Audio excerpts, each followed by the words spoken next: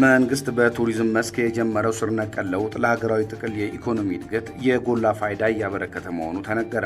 ጠቅላይ ሚኒስትር አብይ አህመድ ወደ ስልጣን ከመጡ ማግስት ጀምሮ ለቱሪዝም ዘርፉ የሰጡት ልዩ ትኩረትና የወሰዷቸው ቁልፍ የሪፎርም እርምጃዎች በሀገሪቱ የኢኮኖሚ መዋቅር ውስጥ ከፍተኛ መነቃቃትና መነሳሳትን የፈጠረ መሆኑ የዘርፉ ባለሙያዎች ይገልጻሉ።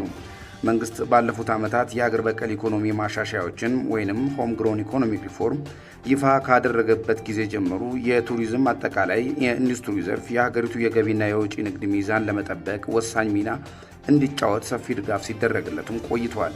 ኢትዮጵያ በቱሪዝም ዘርፍ ያላትን አቅም ወደ ተጨባጭ ኢኮኖሚያዊ ጥቅም ለመቀየር የተሰሩት ስትራቴጂካዊ የሆኑ የፖሊሲና የመዋቅር ለውጦች ውጤቱንም አምጥቷል። ከእነዚህም መካከል በአዲስ አበባና በተለያዩ ክልሎች የተገነቡት ግዙፍ የቱሪዝም መዳረሻዎች፣ የዓለም አቀፍ ደረጃ መናፈሻዎችና ታሪካዊ ቦታዎች የማደስ ስራዎችን ዘርፉን በአዲስ መልክም ቀይረውታል። አዳዲሶቹ የቱሪስት መዳረሻዎች የዓለም አቀፍ ጎብኚዎችን ቀልብ መሳብ በመጀመራቸው በከፍተኛ ሁኔታ እየጨመረ የመጣው የውጭ ሀገር ቱሪስቶች ቁጥር ለሀገር ውስጥ የውጭ ምንዛሪ ክምችት መጎልበት ቀጥተኛ አስተዋጽኦ እያበረከተም ይገኛል።